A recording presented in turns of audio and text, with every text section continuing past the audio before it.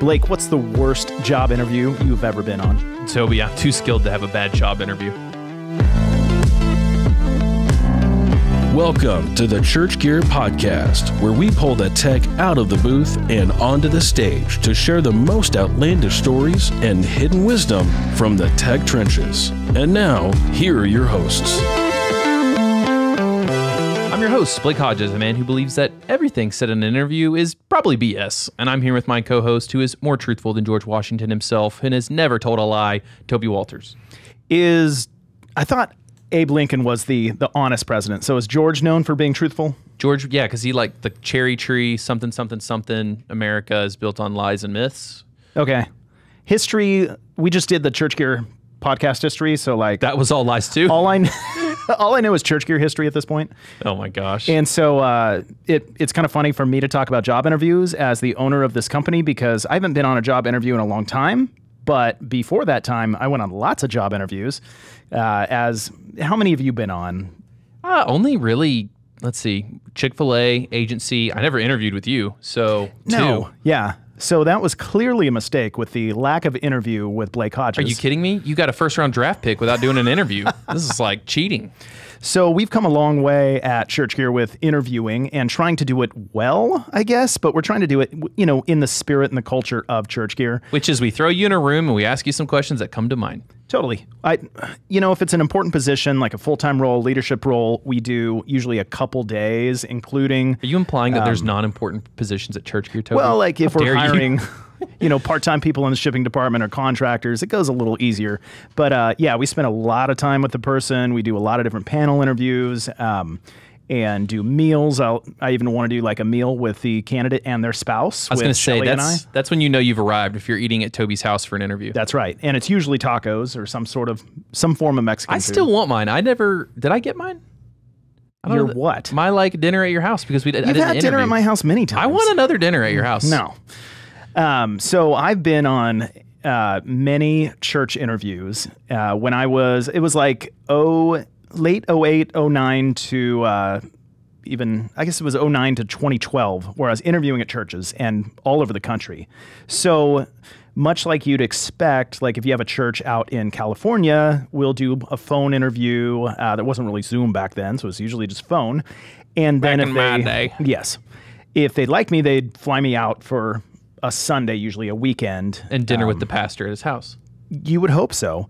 And so I did that in California, Kansas City, Texas, like everywhere. And I remember there was one interview in California, a church in Southern California, and it seemed like a really good option because Shelly and I were from Southern California, but were living in Texas at the time. And so they wanted me to come out for Wednesday night rehearsal with the band and then stay for Sunday morning to lead worship that Sunday. And so I was like, fine, we'll have plenty of time to engage with the staff, meet with the pastors, and just, get a feel for the church. So I fly in Wednesday afternoon. They give me, they just say, go ahead and rent a rental car. We'll cover it. And so I drive to the church and I spend time with them that afternoon and evening and do worship rehearsal Wednesday night. And then they said, all right, we'll see you on Sunday. There you go, cold turkey. So, but what I'm saying is Wednesday night, and they said, we'll see you Sunday morning. There's 3 days called Thursday, Friday, and Saturday in between there where I just sat in my hotel room and explored LA on my own because they didn't do anything or any engagement, any meetings. Can you imagine that, Blake? Yeah, at Church Gear, you have a full itinerary for every day. What I hear is you owe me 3 free days just to chill because I didn't get that in the interview process. Blake, they didn't hire me, so I hired you, so you owe me those 3 days. That was a really good turn. Yeah. And there was this one church in Southern California, and I knew many people that worked at this church, and it was notorious, and I haven't heard a thing from it in about 10 years, so I really hope that they've matured in the way that they treat their people, but their average staff tenure was 9 months. They would just brutalize their staff, work them to death, and then the people would they'd quit, they'd move on.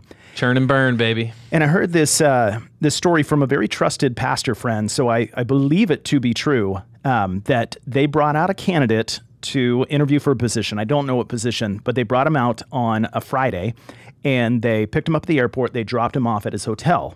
And then again, they just left him at his hotel, like the rest of Friday evening, all of Saturday, didn't provide him any like people to, because they dropped him off at the hotel. They didn't give him a car. They didn't give him any sort of like itinerary, what he should do on Saturday. So he just sort of sat at the hotel all day Saturday. There's a Bible in the cupboard at every hotel. Just read your freaking Bible. So they come and they pick him up Sunday morning, maybe like 8:39ish, and they take him to church. And on the way to church, he had not had any breakfast yet. So he kindly asked, can we swing through a drive-thru or something? I'm really hungry. And they said, man does not live on the bread alone. They essentially said that. They said, I'm sorry, we're running a little late. The pastor wants you to sit in service to observe the service. So they get there and they said, they walk him in, they sit him down like in the back of the worship center and say, we want you to just, sit through and check the service out. And he said, hey, are there any snacks or something? Like, I'm really hungry. About to chew on some communion crackers, isn't he? And so they said, I'm sorry, we don't have anything right now. We'll get you something after service. So he sits through service, and then somebody else comes and collects him and says, come with me backstage. We're going to go to kind of a green room or whatever. And they take him backstage and they sit him in what is kind of like an executive dining room. And have you seen The Batman with Jack Nicholson and... I'm Batman. No, I have not. So there's a scene where there's a really long dining room table, and they're having a meal on opposite sides, and they're good like 20 feet apart, like trying to have a conversation across this table. So they sit him at the end of one of these tables, and they said, wait here for the pastor. And again, he's sitting there, and he's starving at this point. And half an hour later, the pastor comes in without a word, walks all the way down to the end of the table, sits on the opposite end, does not look at the guy, does not acknowledge him, doesn't say a word. He sits there. And then the guy telling me the story said, I kid you not, a waiter comes out with a silver platter and walks it over and sets it in front of the pastor, pulls off the silver lid, and the pastor proceeds to eat his meal, not saying a word to the candidate. When the pastor finishes his meal, he looks up at the candidate and says, all right, you want this job? What is happening right now? That is exactly what he thought. He's like, I don't want this job. Yeah, that's what he said. He's like, what is even going on here? This is insane. So Blake, we're in the Church Tech Pay series, and in order to get to pay, you've got to get through the interview process, and gosh, I sure hope that none of our church techs have to go through something that insane. If any pastor treats you like that, I don't know what we're going to do, but you'd let us know, because this is unacceptable. But I'll tell you what's very acceptable is the former executive pastor, vice president of senior leadership at Slingshot Group, and a man that would never starve you out for an interview, Matt Wright. Matt, welcome to the show, man. Hey, thanks. I appreciate it. Matt, are you actually the pastor in that story? No, I am not the pastor in that story. Sorry to disappoint. Can you believe that that's true? Like, I don't know that I believe it still yet. Yeah, I don't know. Sadly, there are so many horror stories of interviews that you just kind of start to realize that anything's possible. There's some kooky cultures out there, Blake. That's for sure. Yep. I need quirky individuals, quirky pastors. It's just hard for me to control myself because I want to say mean things of what they did to him. That's brutal. I am a glutton, though, so to go without food for 3 hours, I would have just died. Okay, Matt, you got us 5 Truths and a Lie. You escaped our programming of doing, some quizzes on stats to quiz you with on this because you got yours quickly in before we could change it on you. So to quiz you on stats to quiz you with? Yep. I'm thoroughly confused, but I'm glad that I avoided that. Sweet.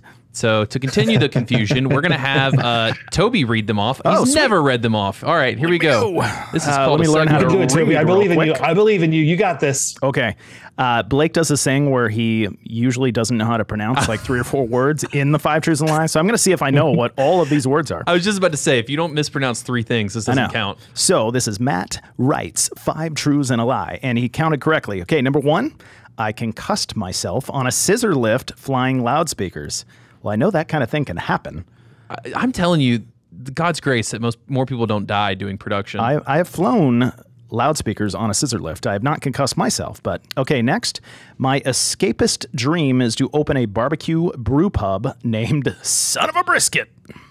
That's pretty Come on, great. That's a good name. That's a good name, right? Yes. Knowing some of the leadership at Slingshot, I feel like they would totally bless you to begin this venture. Oh, heck yeah, they would. Yeah, they'd be like the first customers. Okay, number 3, I'm really good at building potato cannons.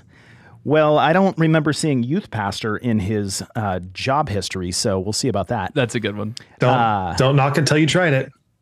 I finished an Iron Man. Blake, tell me what an Iron Man involves. Robert Downey Jr., bro. That's cute. That's cute. That is, as far as I remember, and don't correct me, Matt, because then it'll give away. 2-mile swim, a 100-mile bike ride, and a marathon. Like all 100-mile bike ride? Something crazy like that. Goodness So we'll find out. Okay, number 5, I used to get mistaken for Tom Cruise when traveling internationally. Huh. I'm seeing more Rob Riggle right now. Yeah.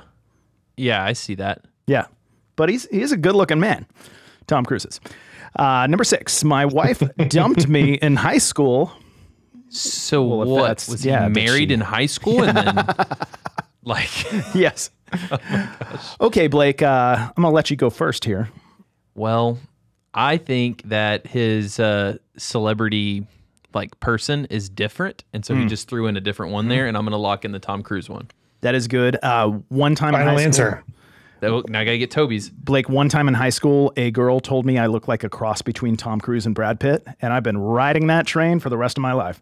That So girl still- ruined you for all of time. Okay, I'm going to guess that he did not finish an Iron Man, because I'm really hoping that he didn't, because that would make me feel really bad about myself. That's true. He looks nice, but he hasn't stood up yet. We don't know if his physique could have handled it yet. All right, we're It all locked. falls apart. We're locked in, Matt. What's the lie? I did not finish an Iron Man. Dang it! Congratulations. Oh, Blake. Congratulations. Blake. What's the score now? I don't know. I need to re-up it, but you're probably now taking the lead. Yeah, but you're starting to believe that I'm better than you. No, that is the meanest Bask thing in the he's glory of ever it, Toby. said. Bask in the glory of Have it. you started an Iron Man? Nope. Okay. I used to do sprint triathlons back in the day, and those are insane. And then I decided, who has time for an Iron Man?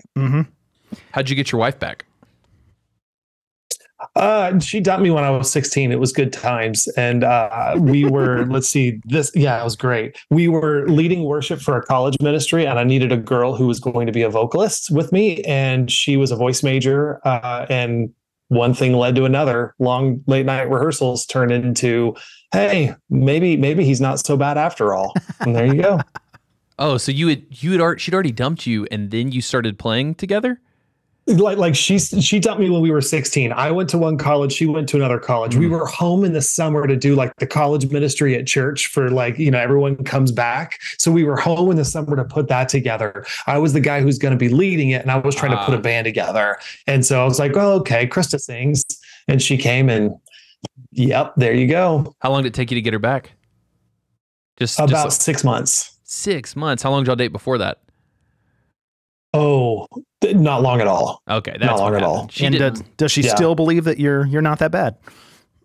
It's been 23 years. So Seems to be at working least out.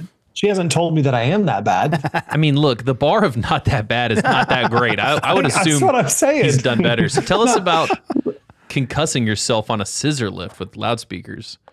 Yeah, I thought you guys would enjoy that one. This was my first ministry job. We were in Frisco, Texas, way back before it was Frisco, Texas, before it was a big deal. And this was an old church where we were moving worship from one room to another room. And we had actually just finished flying the speakers, and I was taking the scissor lift outside, and I made the stupid mistake of watching the floor, but not watching above me. And it was down. It wasn't like it was totally extended. It was down, but I was watching the floor, not above me. And there was a low beam, and bam, it was not good. It was not good. Yep. It was like complete with my friend being like, maybe I should drive you home. I'm like, what? I think maybe you should drive. I couldn't form sentences. It was no good. I blacked out. It was not good. It was not nice. Blake, what's your worst injury with do you have one with a speaker? Not with a speaker, but I did concuss myself at a youth camp where I was serving as a leader, and went to the hospital, came back, and then at the end of the camp, they asked the kids what the camp did for them, and one said, "Well, I prayed Mr. Blake wouldn't die," and now I know God answers prayers, and I've been immortal ever since. Oh my gosh, yeah, God answered that prayer for me. What does that mean? Okay, speaking of answered prayers, pray tell about your background and your current role. Give us a bit about your background and what you're doing now with Slingshot, because you've had a very diverse role, between, sounds like worship, exec pastoring, and Slingshot. Yeah, man. So I started off in the corporate world out of school, did that for a handful of years, knew that God was going to call me into ministry, though. Then God called us to worship. And this was like a smaller church of 300-400 old Baptist church where I was doing everything from kids choirs to Sunday morning worship, and we had all kinds of different services and all that good stuff. Did that for a number of years, kind of did the change management to bring them to a spot where they were more relevant for their culture. And then we moved up to Chicagoland in 2007, served at a church up here, did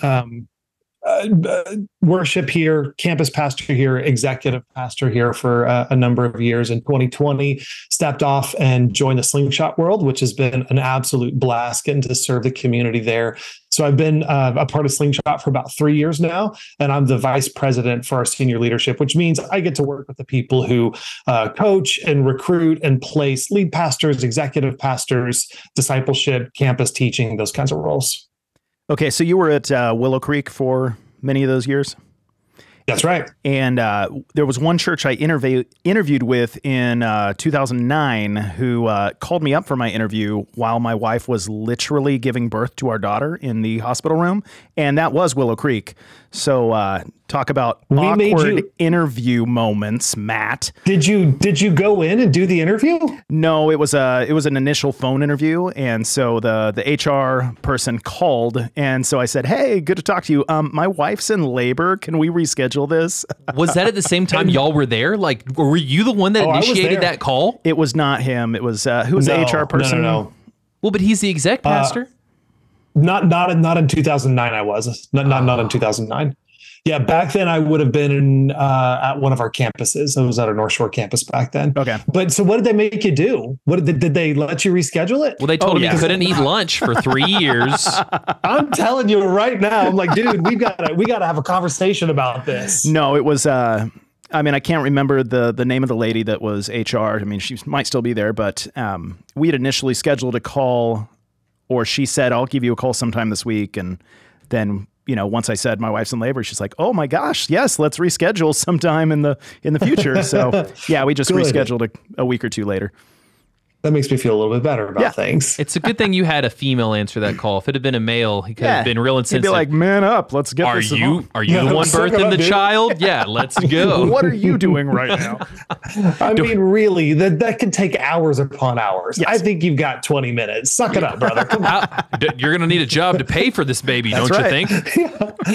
Hang on a second. That changes our calculations on how much benefits are going to cost. We need to run some numbers real quick. Well, actually, like that segue. Kids cost a lot of money, so it's like actually would have been a cheaper hire. So, what does other than running the numbers and pressuring candidates into having interviews during pregnancy, what exactly does an exec pastor at a large church do other than tell everybody what to do? Yeah, it's a good question, and what's interesting about that question is that there's no class on how to be an executive pastor. There's no book on how to do it. Oftentimes what you get from an executive pastor is someone like me who maybe came from the ministry side of things, but then you got to figure out the business side. And it's like, oh man, how do I get this knowledge? Or you get somebody from the business side of things who might understand the corporate world, but doesn't understand the church. Here's what I say. as I get to coach and train executive pastors. You've got 6 major parts of the job of an executive pastor. Number one, you're a pastor. Your job is to be a shepherd, is to be a pastor. And it's always the first job. Number two, your job is to run the strategy of the church. So let's make sure we know where we're going, how we're going to get there, what to measure, make sure that all the ministries of the church are healthy and on target and focused. Number three, we run the business of the church. So that's facilities, finance, risk, HR, IT, that kind of stuff. Number four, we just have to manage well. And so it's like, do we have a good system of management to make sure that we are caring about people, coaching them well, that we're developing them well, that we're giving them healthy feedback, and that culture's in a place that is healthy. So that's number four, is we manage a large organization. Number five, our job is to compliment our pastor with an E, not an I, not like, you are so good looking, but like, I thought he was serious. Yeah, right. No. On the side of understanding, oh, you're really good at this, but you're not good at that. So my job is to be good at the thing that you're not good at. That's what it comes down to. My job is to be good at the thing that you're not good at. And then number six, our job is to just self-development. You got to grow yourself. It's EQ, IQ, not IQ, EQ, SQ rather, and all that kind of stuff. We just got to grow ourselves. So that's the broad job of an XP. So where does a typical XP and a typical production director intersect with their roles and responsibilities? And we already talked to Todd Elliott, so we need to make sure that your answers match. Other than just passing each other in the bathroom. Well, first of all, what you should know is that Todd Elliott is awesome. And I love Todd Elliott. We all love Todd Elliott. Great. Oh, if I didn't, hate the cold winters of Chicago, I'd be working for Todd right now. I'd love that guy. Todd has never offered you a job, Blake. So you would not be working for Todd Elliott right now. You don't know. He didn't know. Wait a minute. He did. He hired me for a whole hour a long time ago. That's true. Was Todd the pastor at the other side of the table? Was he the one with the silver platter? He could have been. That would be the most shocking thing in history. The shocking turn of events ever. The niceness. So do you want this job? Yep. My niceness is all a ruse. Yeah, right. Okay. So the question is like, how do the responsibilities of a great production director, how does that intersect with the responsibilities of an executive pastor? And this is what I would say. If you think about the entire strategy of the church, like if you zoom out and you're looking broad, what does the church do? You can boil it down to like 4 or 5 different things. You got to have a catalytic worship and teaching that happens at some point during the week. We got to have fantastic group structure that's going to be discipling people, moving them toward Jesus. We need to have something that's calling people to give of everything, of all of themselves, serving, time, talent, treasure, attention, all that stuff, and something in your church that's focusing on lost people. And so like, if you think about all the parts of a church, that's really the core of what it is that we're doing. A great production director is critical to that first component that I talked about, but not even just that component. Oftentimes, they end up getting involved with the other components as well. So it's such an important part for, I think, a successful church is to have a production director who knows how to help amplify and enable each one of those elements of what a healthy church is. So, Matt, there's I'm going to name off a bunch: senior pastor, lead pastor, teaching pastor, exec pastor, small groups, youth pastor, student pastor. I even came across a sports pastor the other day. That's fun times. Yet large churches are hiring a crucial role for that first element you're talking about, and they typically call it a tech director or a production director. Why do church tech leaders almost never receive the title of pastor? Oh man, that's a good question. Why do church production leaders not receive the title of pastor? I think that's great. So here's what I would start with. What does it mean to be a pastor? I think that's what we've got to start with for all of those other roles. Like we could say, well, all those roles get the title pastor. Why doesn't this one get the title pastor? Let's start off. What does it mean to be a pastor? The definition that I'll use right now is that I think to be a pastor means we walk with people and we help them walk with God. Like at the core of it, if you take away the paychecks, take away the great big churches, take away the all the flash and all the programming and all that stuff. It means I walk with an individual and I help him walk with Jesus. It's all the one another's that we see in the New Testament, where we grieve with one another, where we're pushing one another on toward love and good deeds, like Hebrews says. It's pointing people toward Jesus, individual by individual, person by person. So I think the first question you got to ask whenever you're trying to figure out why don't production directors or tech directors get the title pastor is, what does it mean to be a pastor? And are they doing the work of a pastor? Is that what they're doing? And I think that's a really good, robust conversation that we could have. Now, look, sometimes you get denominations that sometimes prevent that title from being handed out. So it's not the senior pastor's decision about who gets to be called a pastor. The denomination is making that call. Sometimes that's a board decision. It's not a senior pastor decision. Sometimes the board, the trustees, could be elders, whomever it might be. They're the ones making that call. But I think the first question is, it's like, are they doing the work of a pastor? And I think that's where I would start. And I would actually love to hear what you guys think about that one, because I think sometimes you don't see production directors doing the work of a pastor. And I think it's a missed opportunity. Yeah, we've had so many conversations over, what episode are we on now, Blake?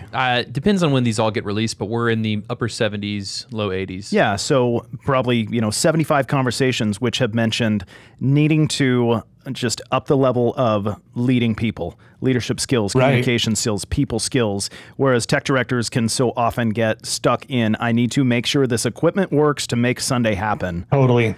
And so the leading of people... Well, and also we had a time where the tech takeaway was always like, it's not about the tech, it's about the relationships and the volunteers. And yeah, I got annoyed with that because it was all the time. I always wanted something different, which is probably unreasonable. But I almost wonder if for such a time as this, like that's why that got beat into us, because I think they are pastoring. If the definition of like, if you have 10 volunteers, when we'd had, who was it? David Horning basically said you almost turn into a youth pastor because you have tons of high schoolers. If you took the high schoolers out of every church, I don't know that their production teams could run. Like that's how many are on there. So if the title of pastor is like leading people and pastoring them and caring about them, I think they definitely qualify.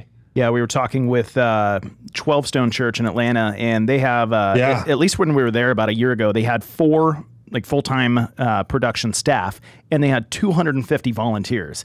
And I'm wondering how many other teams of volunteers under pastoral leadership are that big in that church. So they're obviously recruiting and leading an enormous amount of people. Yeah. So I agree with you guys. I think you got to come back to thinking about the fact that pastoring is spiritual leadership. That's what we're doing. And it's a one-on-one. I think it's really hard to shepherd from a platform. You can teach from a platform. You can preach from a platform. You can inspire people to move from a platform. But when you're talking about shepherding it's a face-to-face. It's an individual by individual task that we're doing there. So I think when it comes down to it, it's spiritual leadership of the individual. So why don't they receive it? I think sometimes tech directors are doing it and they should receive it. I think other times they're not, and it's low-hanging fruit. And it's like, bro, dive in, man. Be a pastor. Be a spiritual leader for your team here. You know what's ironic there is you say they can't, pastor from the stage. Tech director on any given Sunday is doing a little more pastoring than the pastor, if we use that definition. I know. If we want to get Matt into trouble, we're going to say that Matt suggested we take away the title of teaching pastor and just give it to the tech director. Teaching director. Just call him a teaching director, if you would. Oh, gosh. Let's run away from this. Yeah. Before we get in trouble. Run away.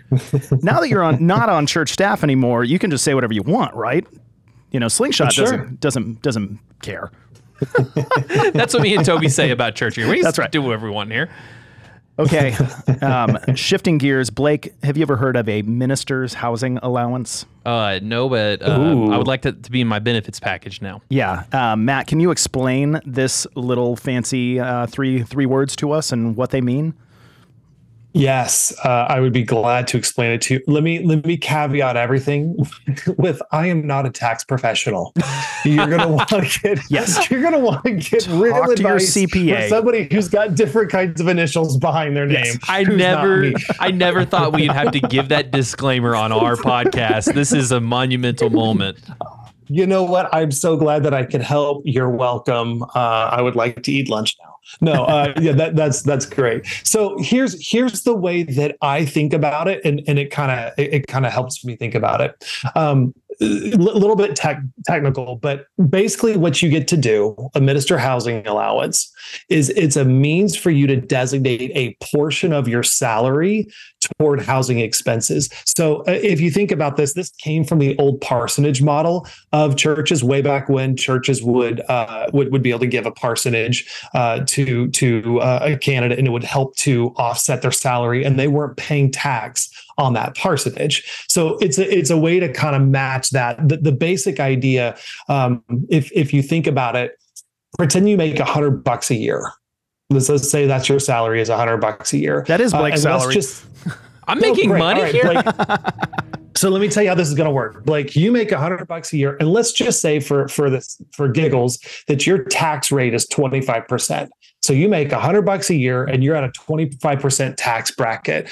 That means you're paying $25, right? For 25% tax bracket, you're paying $25 in tax and federal income tax, right?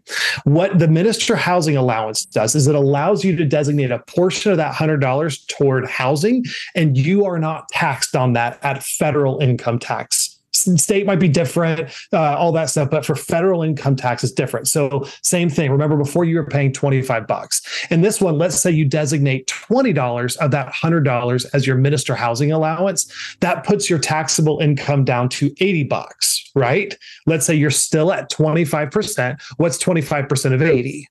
20. So that means instead of spending $25, now you're spending $20 in tax. So you save $5 a year in tax. Does that make sense? Yep. Now, here's my question. We had someone on staff here tell me that means all you're doing, though, it's not like some magic trick. You're not paying Social Security, and then you're not getting Social Security when you retire. That's what I was told. Oh, here. Totally different. Totally different. Those are different? Yes. You need to think about these different. So you've got minister housing allowance, and then you have Social Security. These are completely different topics, and let's talk about both of them. So the housing allowance issue is designated by the church, and we could talk about how that works. Like, how does a church designate a housing allowance and all that kind of stuff? It doesn't cost the church anything to give you a housing allowance. In fact, it ends up giving you a benefit because you're paying $5 less a year in tax, but it's not costing them anything. The Social Security question is different. The way that is, so think about it this way. It's between, to get a housing allowance, you need to be ordained, and your church needs to be able to say, yep, you are a pastor and we are good with this. And then they have to agree to the amount that you are designated towards your housing allowance. It's between you and the church for your housing allowance. For Social Security, it's between you and the government. And the way that works is if you are an ordained or licensed pastor, you basically go to the IRS and you tell them within so much time, and I don't remember how much it is, but so much time of you being ordained or licensed. Okay, for religious reasons, I want to opt out of Social Security. And those religious reasons are like, I believe that the church is supposed to take care of me in retirement. The church is supposed to take care of my medical needs, all that kind of stuff. I've got a religious conviction about that. So you can say, I'm going to opt out of Social Security in that instance, which means you're not paying into it, and therefore you won't get anything out of it. And you, from the best of my knowledge, you can't go backwards either. So once you opt out, you can't opt back in. You're out. Now, there is something where I think if you've paid in for like 40 quarters or something out, you'll still get out of it what you paid into it. But that's how that works. So they're totally different, totally separate issues. Lots of folks might get a housing allowance or a minister housing allowance who have not opted out of Social Security. Does that make sense? It does. Wow. So you have to be ordained, and your church has to essentially allow it and provide it for you. Yeah. And so the way that works is the IRS regulates this with churches quite a bit. And what they say for you to be, you got to be ordained, number one. But two, the phrase that the IRS uses is sacerdotal duties. How much do you love that phrase? I love sacerdotal duties. Doodle. No, sacerdotal, not doodle. Sacerdotal doodle. Sacerdotal. But I know, right? Basically, what that means is, does your job description call on you to do things like baptize people, lead or serve communion, do weddings, do funerals, pastoral counseling, that kind of stuff. So if you're thinking about like, okay, what is preventing a tech director or a production director from having the pastoral title?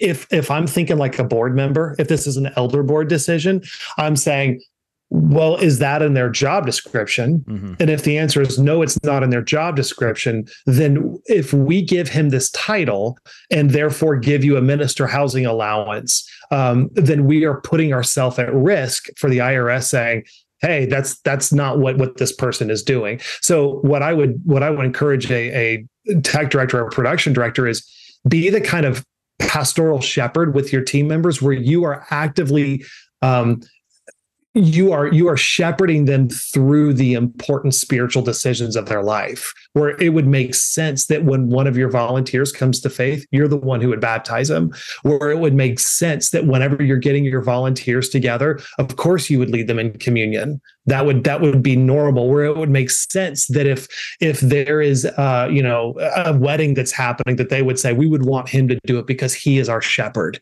He is the one who's close to us. You tracking with me? Yes. And is this available in every state, or does it just depend on the state? My understanding is that this is a federal law. Okay. That this is not a state by state law, because if you like, so what I said before, remember your minister housing allowance, it's a federal tax shield. Got it. It's not I don't know that it's going to impact any sort of state tax. It's a federal tax shield. And Social Security is a federal governmental program. So it's not state by state, it's a federal deal. Now, denomination by denomination could be different. Some denominations don't recognize ordinations or licensing in other denominations. And so they may say, oh, you need to be ordained through our denomination before we will recognize that. Mm-hmm. So you need to have license and ordination, and your church needs to recognize and agree that your position puts you in a place where sacerdotal duties are a part of your job, where it's like in your job description, so they know that if they get audited, that they're good, and they'll probably want to make sure that they approve it with their church lawyer. That's pretty normal. Essentially, think about it this way: minister housing allowance. This is going to save you in tax. And it's a real benefit. It's around I don't know what the percentages are, but call it a 5% benefit-ish is about what it's going to have on what your take-home pay is. Social Security is a completely different animal. I'll tell you personally, I did not opt out of Social Security. Think whatever you want to about that. The reason I did not is because I did not have a religious reason why I thought I needed to opt out of Social Security. Mm-hmm. It felt like it was a gap in integrity for me to say, like, I think that, no, I trust myself to invest that money more than I trust the government to invest that money. That is not a religious reason. That is a me reason. And so I did not opt out of it because of that. I have known some folks that opted out of Social Security. What they didn't realize is that you're also opting out of healthcare at the end. And that's not good. And so there are some folks that are like, gosh, this means I don't get Medicare when I'm 65 either. I don't know if I want to opt out of that. Yeah. And Blake, when I was visiting one of our church partners recently, their production director, his title is Pastor of Production. I didn't talk to him about housing allowance, but then I also talked to a friend recently that just accepted a job, and the church basically said, these are the courses that you need to get your ordination so that we can then title you as production pastor and you can receive the housing allowance. So this is happening out there for some production people, but I just know personally of a couple so far. Wow. If you're a production guy out there and you're thinking to yourself, boy, I feel a call to pastor my people. I feel a call from God to shepherd, to be a spiritual leader for the people on my team and my flock, that this is something that I feel a passion for. And I would love to be able to be recognized for that work that I'm already doing. Like, let's just start by saying, you don't have to have the title to do the job.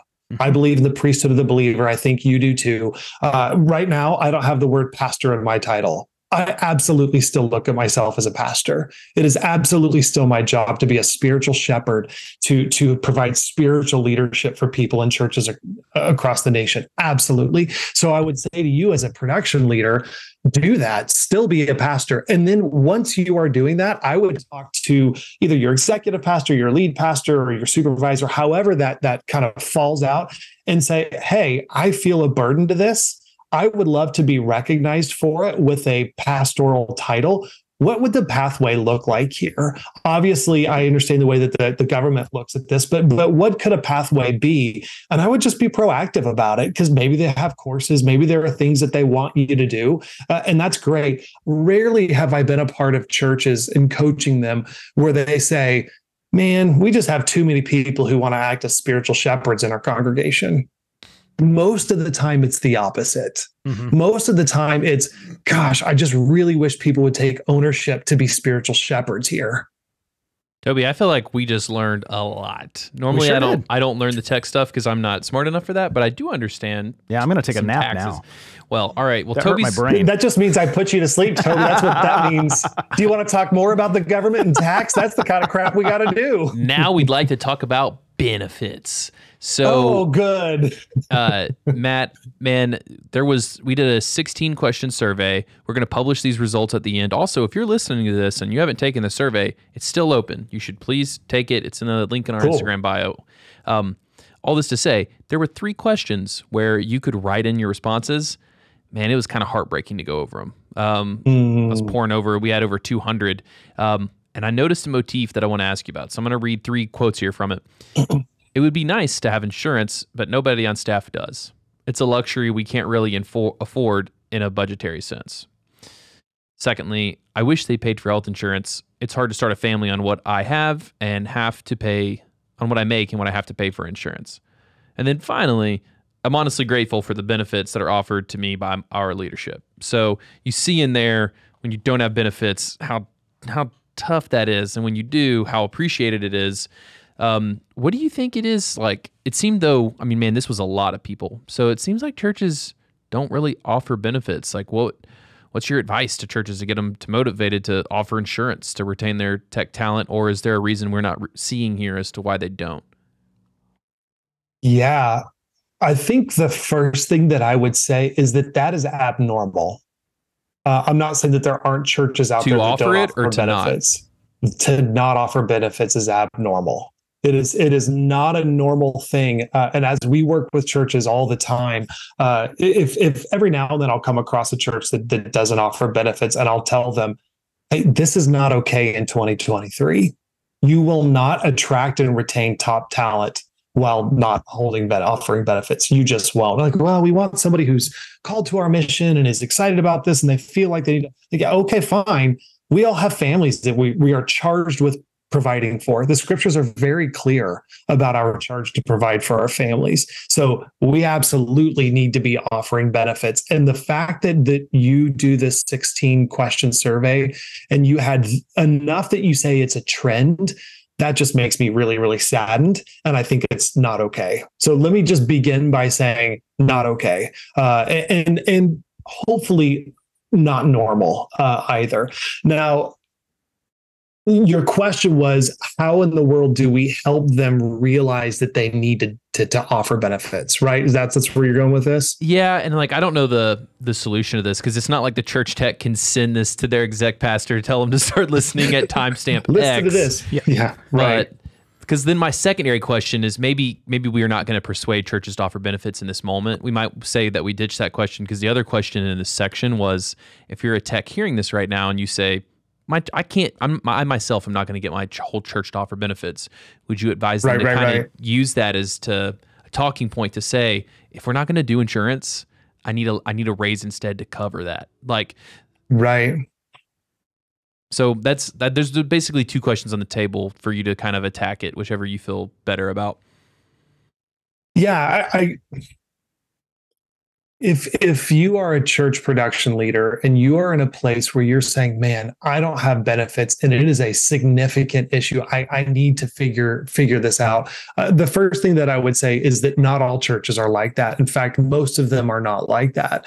It is not normal for churches to not offer benefits. The second thing is that I think it's fair game for you to have a conversation with whomever makes sense to in your organization, the pastor, your supervisor, if there's an executive pastor in there. If a church isn't offering benefits, my suspicion is they probably don't have an executive pastor either. But I would say have a conversation with them. Sit down and have a conversation. The way that I would encourage you to have that conversation is in the positive sense. I would sit down and say, look, I love serving here. I want to do this well. I love the mission of this church. I love this community here. I love it. I feel called here. And I also know that I'm called to support my family. Scripture is very clear that I'm called to take care of my family well. There are some very clear words about that. So I've got to reconcile the two of those, because right now we're in a place where we don't offer benefits. And as you know, health care is incredibly expensive. Maybe you've got kids, whatever that looks like. I either need to have benefits or a way to have benefits. So that can look like, if there's a church plan that I can be a part of, I would love to do that. Of course, I'm willing to pay into that. Or if that means that you want to give me a stipend or some sort of increase to be able to take care of benefits, I just need to be able to take care of my family, and then tell them to call me, because I'll tell them they need to offer you benefits. There were multiple comments saying things like, we're on food stamps or government assistance. And then a lot of comments about feeling guilty for asking for a raise, but they just like, I saw this multiple times. I don't want to get rich. I just need to not live paycheck to paycheck. And there was a guilt. There was a tangible guilt for wanting to have enough. It was brutal, guys. It was brutal. And I'm going to throw in the other viewpoint, because I've bought my own benefits, my own insurance for 15 years now. And back in Texas, when we lived there, we bought our own benefits for our family. My wife gave birth to 2 children on her own benefits. And look how that turned out. Yes, I'm just kidding. One out of the 2 was awesome. No, I love my kids.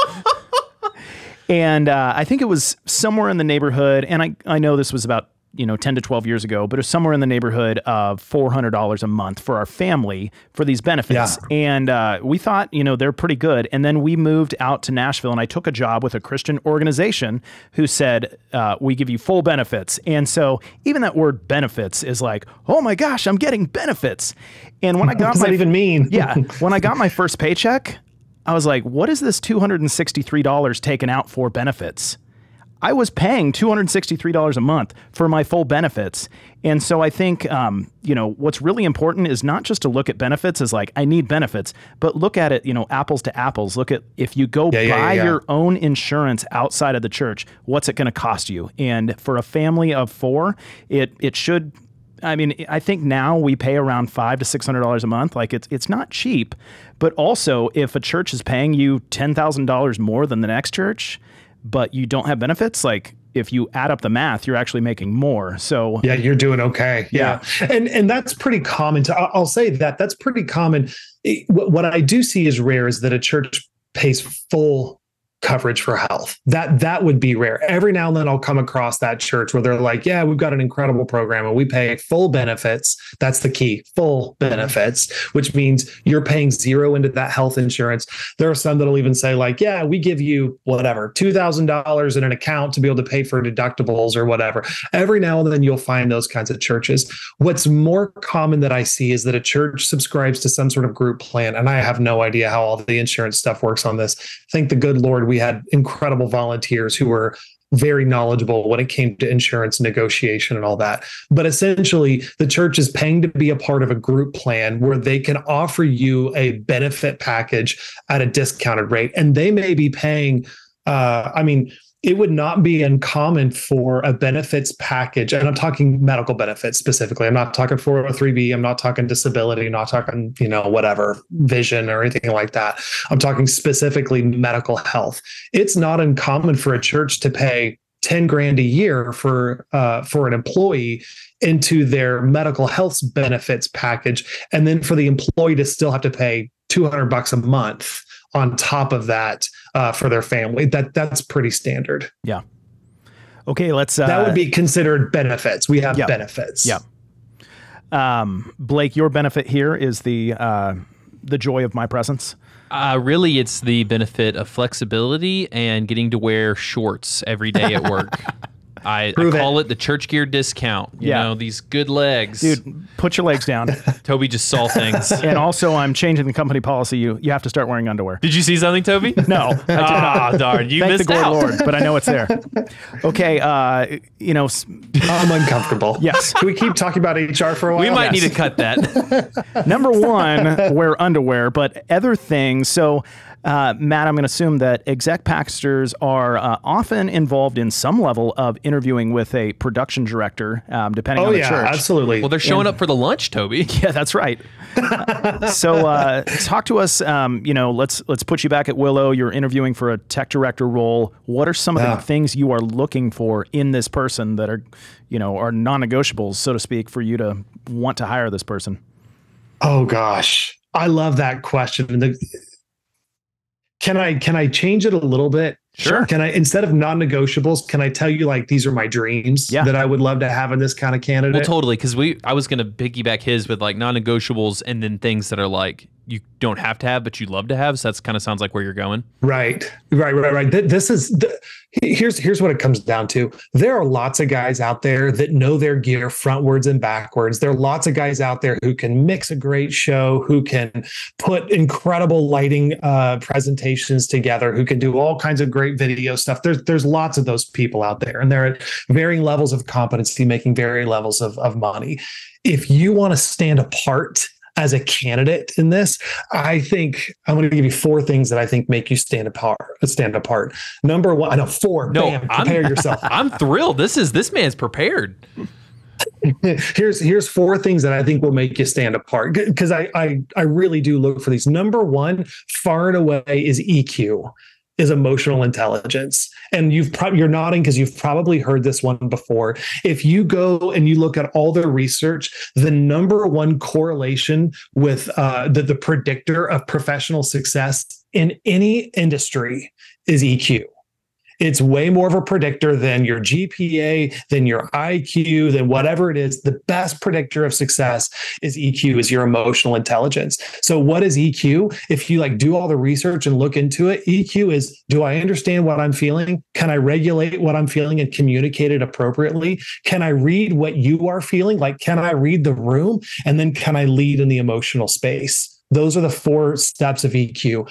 Give me a production pastor, or whatever you want to call it. Give me a tech director who has EQ and half the skills than one who's got all the skills and none of the EQ. It's huge because this is a team sport. Number 1 is EQ, and that will set you apart more than anything else. Number 2, I think, is SQ. It's the spiritual quotient.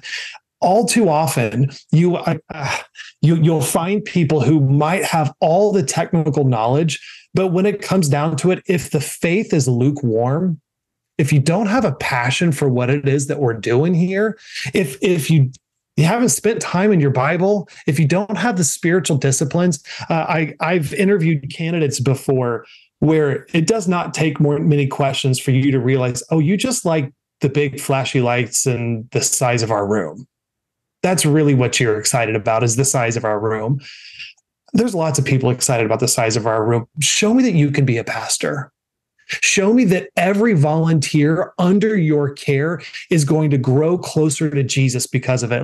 I want to ask every volunteer in the last 12 months, these are the teams that you were a part of. You were a part of whatever, kids ministry or production ministry, or you did whatever.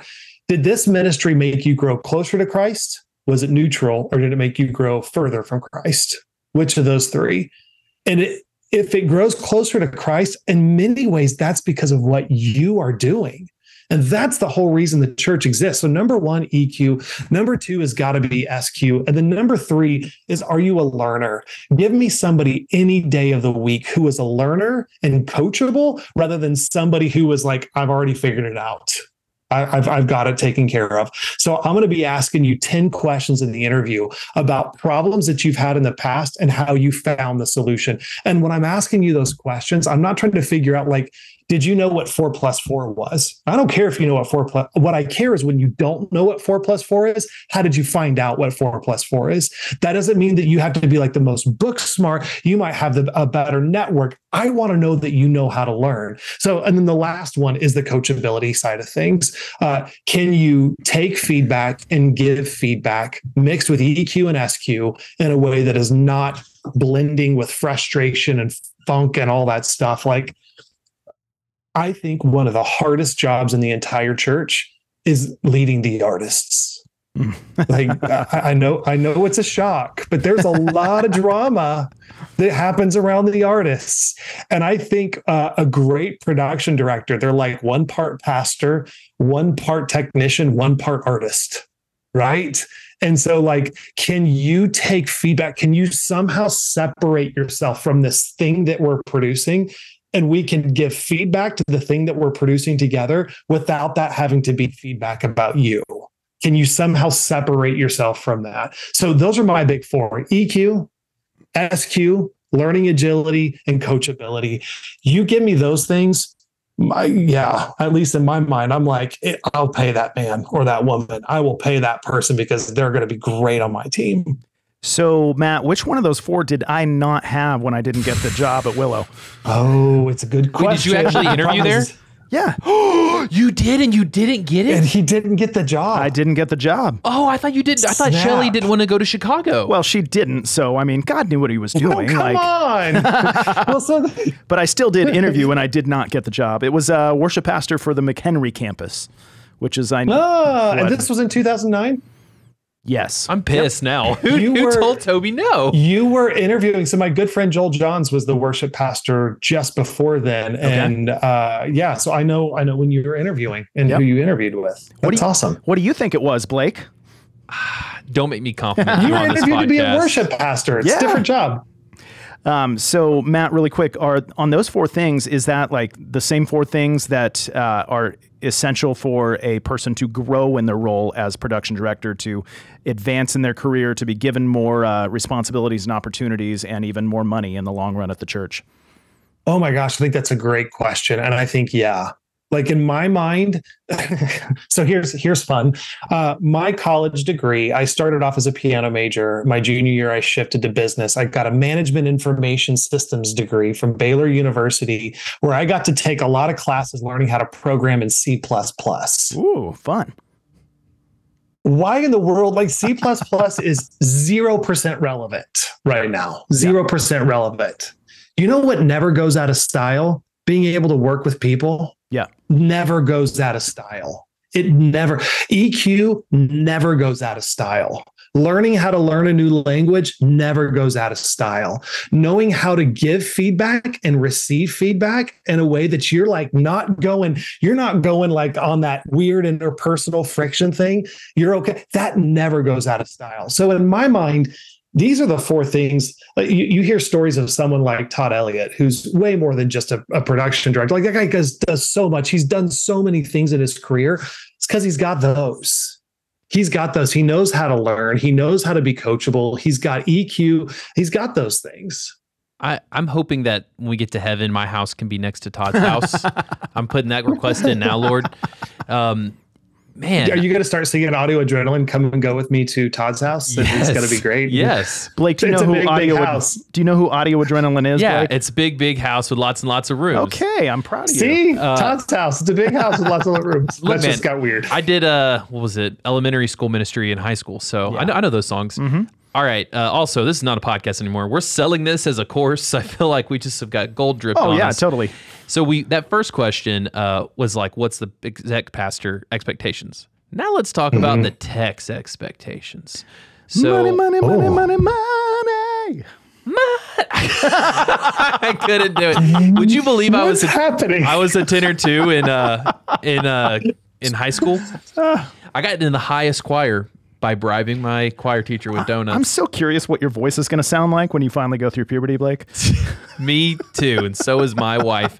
Speaking of, this is weird. All right. So this is like one of our best episodes and also one of our most crass at the same time. Mm-hmm. So how does a church tech talk about their salary, other than singing and being crass? Like, and who do they talk to about it? We're assuming it's you. One of the stats that was quite wild from our survey was like, how comfortable are you to talk to your, whoever about your salary? 74% of them said that they felt, You got that wrong. Oh no, You're going the wrong way. hang on. How dare you? I made this outline and then BD and I reversed it. So now my brain is remembering the old one. Rewind. Okay. That's the next question. Sorry. But funny enough, they're both 74, I think. 74% of the respondents said they felt paid less than accurate. Only 2.5% said they felt that they were overpaid.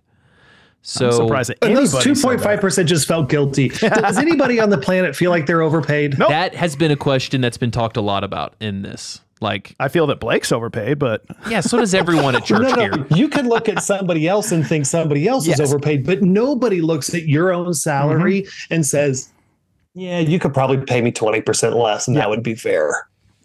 Oh, man. Okay, but now that we know what the exec pastor's expectations are, like, and how they feel about their pay, how can we talk about salary and expectations for both parties? That's good. That's good. So I told you that I've got 3 boys, right? And what I've learned about having 3 boys, I got 3 teenagers, is I've had to have a lot of conversations about stuff with teenage boys where you're like, do I really have to have this conversation? This is going to be really, really awkward. Gosh, it's going to be awkward. And you know what I've learned about conversations with teenage boys and awkwardness? It's only as awkward as I make it. They're not the ones who make it awkward. I'm the one who makes it awkward. And I actually train this when it comes to executive pastors. Whenever we're talking about money situations and money and all that stuff, we are the ones who make it awkward. And I know that the executive pastor might make it awkward, but I would say to you, like, if you're a tech director and you want to talk about your salary, you can do this in a way that's not awkward. And I think like the overarching thing that you need to be thinking about is very few people on the planet like to negotiate. Some people just love it. They cannot wait to contract negotiate or negotiate for a car or whatever. All right, Blake loves some negotiate. That's great. Most people, that's rare. Most people don't like to negotiate because when you negotiate with somebody, there's a winner and there is a loser. When you negotiate with something, it feels like somebody is trying to take somebody from you. And they're like using all kinds of tactics and all that kind of stuff. Or maybe are they withholding some of the facts because they want something and you want something and it's different and you are adversarial. And in negotiation, you are adversarial. So like my first piece of advice that I would say is don't do a negotiation, do a conversation as much as you can. Just keep programming in your brain. My goal in this is for us to work on this together. To work on this issue together. So I would come in, and you've heard me say this already and talking about the whole pastor thing. I would come in and I would start off with, I love this church. I love this team. I love this job. I feel called to this. I want to stay. I want to stay. I want you to hear that. And I know that you love my family. And hopefully your pastor knows the name of your spouse. And if you've got kids, they know the name of your kids. They know what's going on there. If not, tell your executive pastor to call me and I'll give them a little talking to about that because they should. They need to know that. But you tell them how it's your job to care for your family and say, I feel like for now I'm okay. But as I look ahead to the next 12 months, the next 18 months, I'm going to need a higher salary number for me to fulfill what I feel like I'm called to do with my family. I know that you can't just wave a magic wand and that happens overnight, but I would love to hear from you. What could a pathway look like for a more robust salary number? What's realistic? How do I need to be a part? I know we're a family here. I know we're a team. I know we're all in this thing together. How can I work with you so that there's a more robust number? And what I would say to you is let that be a conversation. You see what I was trying to do in that whole thing was to get both of you on the same side of the table. Rather than you being on opposite ends of the table and negotiating, I'm trying to get you in a conversation where together you're saying, here's the problem. The problem together is that I love this job and I have to take care of my family, but I can't afford it. That's the problem. So together, we're going to figure out how to solve that problem. What I would say to a production director who's going into that conversation is be patient. as much as you can, try to see things through their perspective. Through their perspective, they're trying to look at the overall picture. They've got, what's our debt ratio right now that we're dealing with? And if I give whatever, Susie a raise, do I have to give Sammy a raise too? And right now, all of the metrics are off, are broken. Like it used to be that we would shoot for around one staff person for every 100 congregants. That was like the ratio that we would find. Sometimes you'd see 80 to 100, sometimes you see 120, but it was somewhere around that 100 range. Well, post-COVID, what that meant was way fewer people came back to our churches, even though a lot of times our giving stayed steady, which means that our ratios are all jacked up right now. I mean, I talked to a lot of churches where before COVID, they were at 100 to 1, and now they're at a 60 to 1 ratio, and they're thinking, do I really need all these staff right here? And so the executive pastor is trying to really balance all of those things. So as much as you can, when you go into that conversation with your executive pastor, try to see things through their perspective. What's the big budget picture? What's the big staffing picture? What's the big financial picture with however giving is looking, however debt is looking, what the trajectory of the church is? I would say be patient. Don't come in and say, like, I need this to be fixed in 2 months. If you could give a timeline that's like, look, I understand that this is probably going to take a year because budget cycles and all that kind of stuff. I understand that this is going to take time. And that's okay. But if you can be patient, I would do that. And the last thing I would say, if you need to go, you need to go. I don't know. I want to be real kind about this, but if a church won't take care of you so that you can take care of your family, there are other churches that will.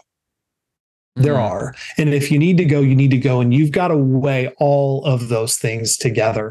I've seen sometimes where production directors will say, hey, I need to do this. I can think of a couple of ways. Either A, I would like more time off to be able to freelance. I would rather not do that. B, I would rather just have a salary increase. And so you could give your church options as well. So I think that's how I would kind of advise you on approaching the conversation. And if you feel like you need to leave, you should contact Slingshot because they might be able to help plug you into another church. Yeah, we can't help you plug into another church. But honestly, if you love the ministry, we would much rather you stay where you are. If you're feeling like this is a place where you're called to, I would rather equip you to have the right conversation, because it's always better for you to be able to stay and grow in that role. It's always better. I'll say a lot of the freehand responses said like that they wanted to stay and they know they make less than secular, but like they're here for the mission. Like, yeah, it felt like everyone was just a little bit of money away. Like if you could, not live paycheck to paycheck, a lot of these people would be hunky dory. And I would feel the same way in their shoes. Yeah. I was just thinking as a business owner and trying to be just a little bit vulnerable myself. It's my heart. I want all my people to be paid well. And I would love to magically pay all my people $1 million a year. I mean, Blake, but we can't because he only paid me $1 million and then yes, we didn't have obviously. it for everyone else. And so for me and my any member of my team to just sit down, kind of like you're saying, it's a conversation for me to say, I am all for paying you a living wage, even more than that, to really bless you. But here's the reality of the situation. Let's attack this together.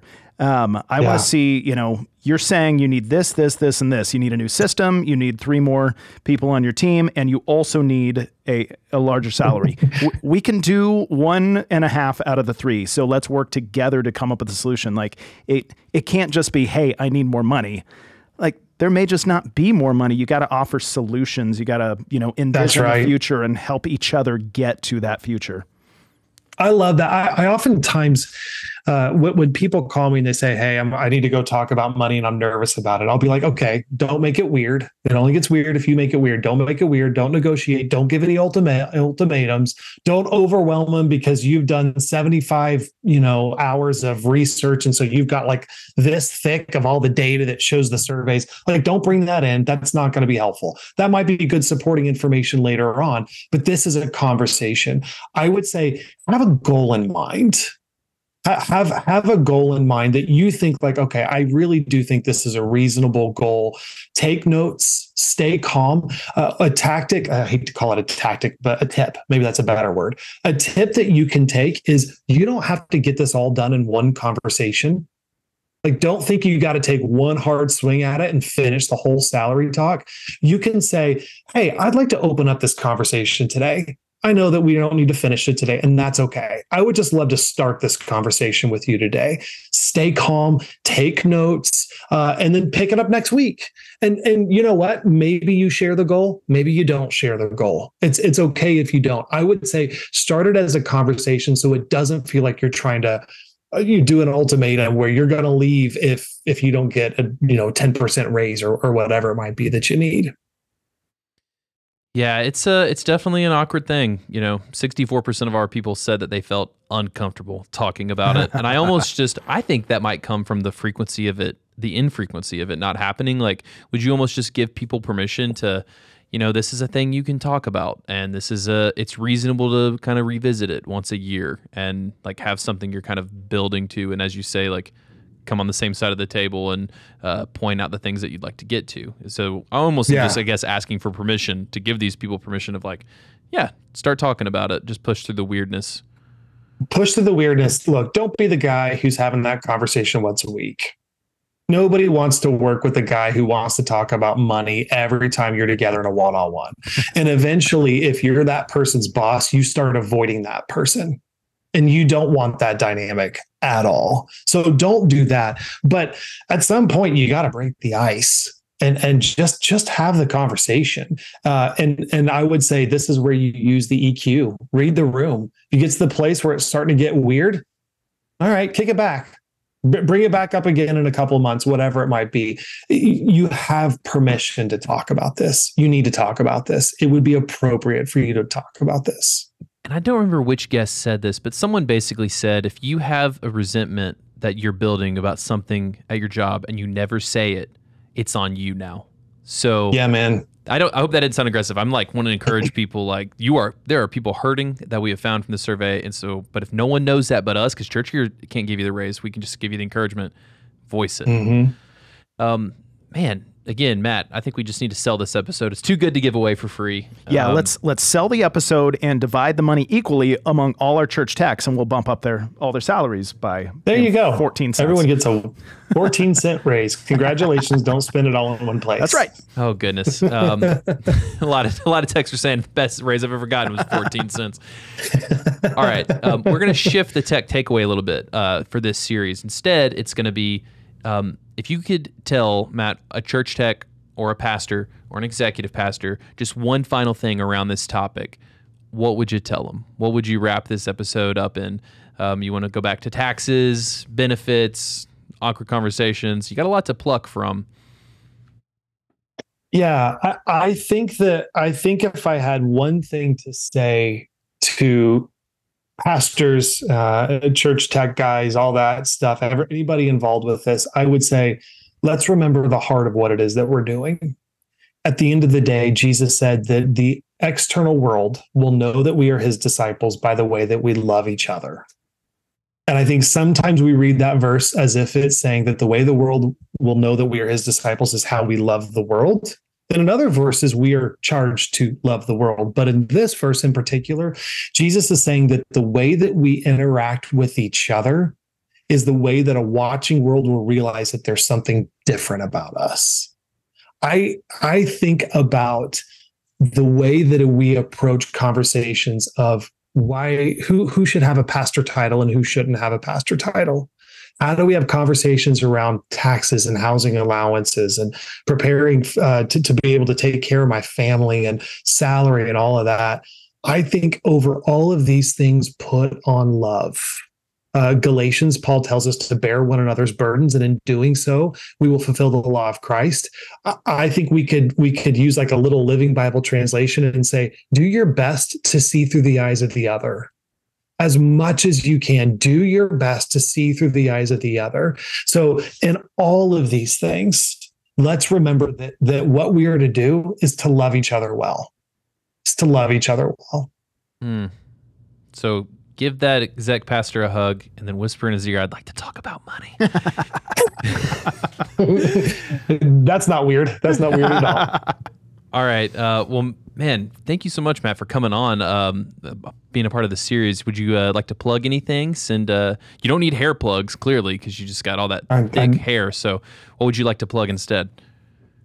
Oh, I don't need hair plugs. I would say that you could follow me on social media, but you're going to be grossly disappointed because I literally never post. I went through a season where I realized that for me, social media is like drinking bleach. It's not super helpful. Mm-hmm. So I chose to stop consuming it, and I just never really got back into it. But if you want to find me, you could find me on Twitter and Instagram. I'm at @1Matt_Wright. I'm on LinkedIn as well. I would say if you feel like coaching would be helpful for you, come check us out at slingshotgroup.org. We do coaching. We can help you find a role. If you need a role, we can help you hire a role. But coaching to help people get better, that's a big sweet spot for us as well. And if you've got an executive pastor that you think like, hey, I think this would be something that would be very beneficial for you. I lead cohorts of executive pastors where I keep them small, cohorts of 8 to 12. It's a 1 year and it's a highly developmental cohort. So I go through all of what it means to be a healthy executive pastor, give them practical tools. And I would love to serve your church that way. So I guess that's what I would plug. I'm just imagining Toby Tech saying to their exec pastor, I've nominated you for coaching. I think you could use some coaching. And I met a guy. Well, listen, we're big fans of Slingshot here. 3 of our 5 guests for this series are all from Slingshot, if that doesn't tell you something. They're all going to be better than me. They're all going to be better I don't know, man. Sure. You are our first one recording. I'm the lowly XP behind the scenes. I think you set the bar pretty high. You had some good talking points, but you also explained the boringness of taxes. So we are not consult a professional tax person. I am not a professional tax consultant. Thanks for coming on, man. You got it, bro. Thanks for hanging out with us.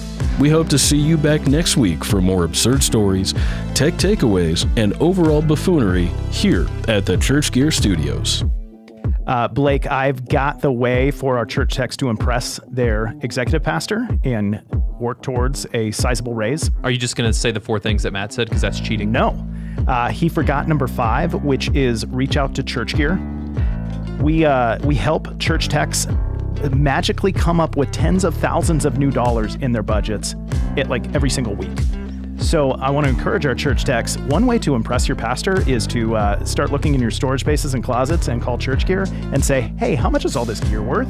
Oh, really? Well, I'd love for you guys to come and cut my church a check, and then I can present that to my executive pastor and say, see how I'm being a good steward of the resources here. I'm just imagining a church tech being like, man, I'd really need a $2,000 raise. We come by 10 grand worth of gear. Totally. There it is. There it is. But legit, I was a worship pastor and I would find creative ways to save money for my pastor. And I can't tell you how much that helped me get the things I wanted because I'd come up with creative solutions for him. So creative solution for you, Church Gear. There we go. And 2 last things. 1, make sure you're sharing this episode with your friends that need it, that don't know of the podcast, to help them out. And 2, make sure you take the survey.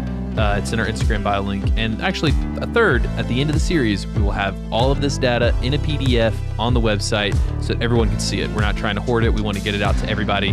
That'll be coming out at the end of the series. And I forgot to tell you that all your salary information is going to be posted as well, right next to the survey results. I don't know that, you're just going to have a 0 in my name. Yeah, I want to make the church techs feel better about themselves.